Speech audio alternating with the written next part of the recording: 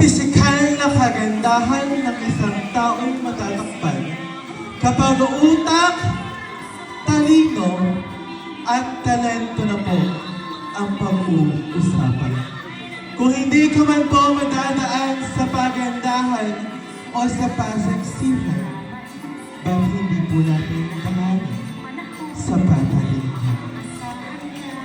Diyos, baranghay na manggi sa inyong gabos, or how should I say, may glinting kapital sa inyong eyes. Standing before you is just Navarro in real life, a 27 years old singer, a fashion designer by profession, and a beauty queen by passion.